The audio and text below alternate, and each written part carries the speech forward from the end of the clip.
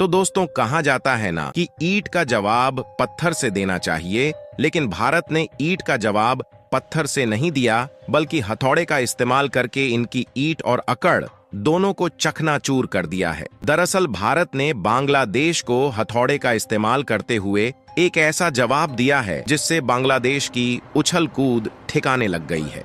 क्योंकि भारत ने बांग्लादेश के खिलाफ इस बार ऐसा कड़ा एक्शन लिया है जिससे बांग्लादेश औकात में आता हुआ दिखाई दे रहा है। और भारत के जिन लोगों को लगता था कि बांग्लादेश की नई सरकार हिंदुओं पर हो रहे अत्याचार को भी नहीं रोक पा रही है और उनके द्वारा उल्टा भारत को धमकी दी जा रही है, इसके बावजूद भी भारत सरकार बांग्लादेश को कोई कड़ा जवाब क्यों नहीं दे रही है? तो इसके लिए भारत सही मौके का इंतजार कर रहा था। और जब भारत के सिर से पानी ऊपर होने लगा तो भारत ने पहली बार बांग्लादेश के खिलाफ बहुत बड़ा एक्शन लिया है। जी हाँ दोस्तों, हाल ही में खबर निकल कर आ रही है कि भारत और बांग्लादेश के बीच फ्रेंडशिप के चलते भारत के द्वारा बांग्लादेश में डीजल सप्लाई करने के लिए जो पाइपलाइन बिछाई जा रही थी,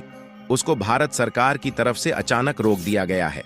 और यह बांग्लादेश के लिए इतनी शॉकिंग खबर है कि बांग्लादेश के तोते उड़ गए हैं। भारत के द्वारा शुरू किया गया यह एक ऐसा प्रोजेक्ट था जिससे बांग्लादेश का काफी ज्यादा फायदा होने वाला था, और बांग्लादेश की नई सरकार भी नहीं चाहती थी कि इस तरीके के प्रोजेक्ट भारत की तरफ से बंद किए जाए, जबकि बांग्लादेश की नई सरकार तो उन मामलों में भारत से अपने रिश्ते तोड़ना चाहती है जिससे भारत का फायदा होता है। पूरी डेवलपमेंट क्या है इस वीडियो में समझते हैं, लेकिन आगे बढ़ने से पहले वीडियो को एक लाइक करें और कमेंट बॉक्स में जय हिंद जय भारत लिखकर चैनल को भी सब्सक्राइब जरूर कर लें। हमने आपको बताया कि बांग्लादेश के लिए भारत के द्वारा इस पाइपलाइन के प्रोजेक्ट को अचानक से बंद कर दिया जाना बांग्लादेश के लिए इतना ज्यादा शॉकिंग है कि उनके तोते उड़ गए हैं, क्योंकि यह भारत की तरफ से बांग्लादेश के फायदे के लिए बिछाई जा रही एक ऐसी पाइपलाइन थी जिसे फ्यूचर में कभी भी बांग्लादेश को डीजल और पेट्रोलियम प्रोडक्ट की सप्लाई लेने के लिए किसी भी देश के सामने हाथ नहीं फैलाना पड़ता, बल्कि भारत इस पाइपलाइन के जरिए बांग्लादेश का पड़ोसी देश होने के नाते मिनिमम प्राइस में डीजल और अन्य पेट्रोलियम आयल एक्सपोर्ट करने वाला था। और आज के समय में डीजल, पेट्रोल और बाकी के अन्य फ्यूल की कितनी ज्यादा रिक्वायरमेंट है, इसको हम भली भांति जानते हैं। और बांग्लादेश की नई सरकार को सबसे बड़ा झटका इसीलिए लग रहा है क्योंकि यह बात उन्हें भी ढंग से मालूम है कि उनके कुछ चंद गलतियों के कारण ही भारत ने अब बांग्लादेश से मुंह मोड़ लिया है। और उन्हें यह बात भी अच्छे से मालूम चल चुकी है कि आगे भी चलकर जैसे भारत के खिलाफ जाकर अपने कदम को आगे बढ़ाएंगे, वैसे वैसे भारत की तरफ से मुंह तोड़ जवाब मिलते रहेंगे। क्योंकि देखा जाए तो बांग्लादेश की जब से सरकार बदली है, तब से उनकी तरफ से भारत विरोधी फैसले खूब देखने को मिल रहे हैं और भारत के खिलाफ फैसला लेने में एक बार भी नहीं सोच रहे हैं। यहां तक कि हमने देखा कि बांग्लादेश की तरफ से भारत को अलग अलग प्रकार की धमकी दी जा रही है, और धमकियां वो लोग दे रहे हैं जो बांग्लादेश की सत्ता में नए नए खड़े हुए हैं। कभी कहते हैं कि शेख हसीना को वापस करो, नहीं तो भारत के लिए अच्छा नहीं होगा, और कभी कहते हैं कि भारत जो उनके देश में प्रोजेक्ट चला रहा है उसको यह बंद कर देंगे। कभी भारत को कहा जाता है कि हम तुमको सबक सिखाएंगे, और उनके द्वारा जो खुद ही गलतियां होती हैं उनका झूठा इल्जाम भी भारत पर थोपा जा रहा है। यानी कि बांग्लादेश के तरफ से यहां पर अलग अलग प्रकार की बातें कही जा रही हैं, और हिंदुओं पर जो हमले हो रहे हैं उसकी तो बात ही अलग है।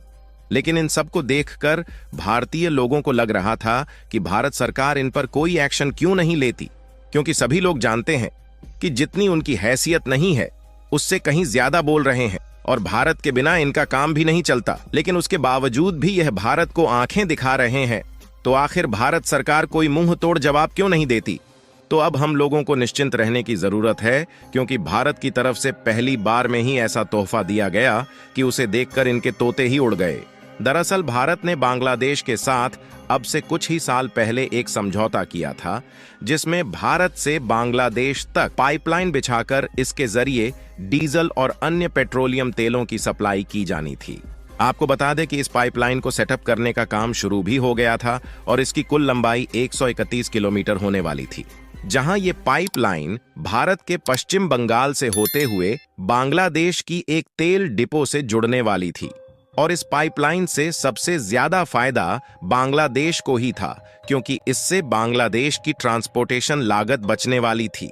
जिससे ओवरऑल भारत से बांग्लादेश को डीजल लगभग आधे दामों में मिलने वाला था। और साथ ही ट्रांसपोर्टेशन के जरिए जो दोनों देशों के बीच स्मगलिंग होती है, इसका भी खतरा नहीं था। यानी कि कुल मिलाकर देखा जाए तो ये बांग्लादेश और वहां के लोगों के लिए एक बहुत ही ज्यादा उपयोगी पाइपलाइन होने वाली थी। लेकिन बांग्लादेश की कुछ चंद गलतियों के कारण ही हमने फिलहाल इस पाइपलाइन के प्रोजेक्ट को होल्ड पर रख दिया है और इसका काम पूरी तरह से बंद कर दिया गया है। भले ही आपको सुनने में छोटी मोटी न्यूज लग रही होगी, लेकिन बांग्लादेश की नई सरकार को इतना बड़ा झटका लगा है कि उनके तोते उड़ गए हैं, क्योंकि बांग्लादेश में डीजल की इतनी ज्यादा रिक्वायरमेंट है कि वह भारत के अलावा किसी अन्य देश से चाहकर भी नहीं ले सकता, क्योंकि बांग्लादेश की जितनी भी फैक्ट्रियां चलती हैं वह डीजल के द्वारा ही ऑपरेट होती है। हालांकि चीन और अमेरिका आर्थिक सहायता तो बांग्लादेश को दे सकते हैं,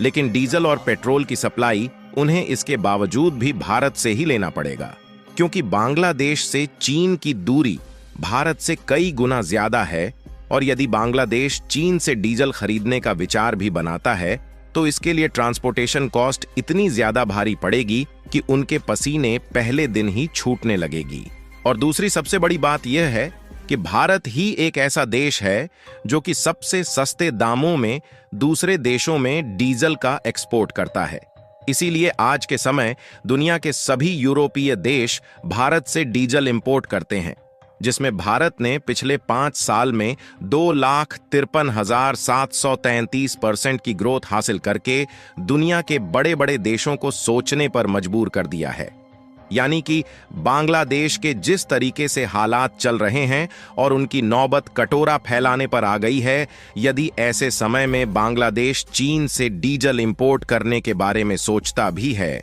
तो उसे कंग्लादेश बनने में देर नहीं लगेगी। और इनका हाल भी ठीक वही होगा जिस तरीके से मालदीव ने जब तुर्की से खाने पीने की वस्तुएं मंगाना शुरू कर दिया था,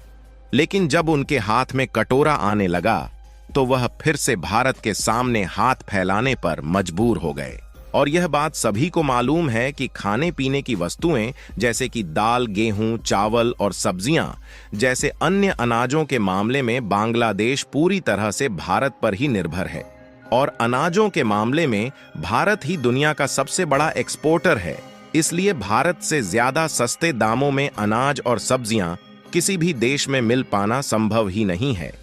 बांग्लादेश चाहे जितने भी पंख फड़फड़ा ले, लेकिन अंत में आना भारत के पास ही है। फिलहाल आपको क्या लगता है कि बांग्लादेश के साथ इस पाइपलाइन के प्रोजेक्ट को पूरी तरह से कैंसिल कर देना चाहिए या फिर भविष्य में काम करना चाहिए? अपनी राय कमेंट में जरूर बताएं और इस वीडियो को एक लाइक करके अपने मित्रों तक शेयर जरूर करें ताकि उन्हें भी जानकारी मिल सके।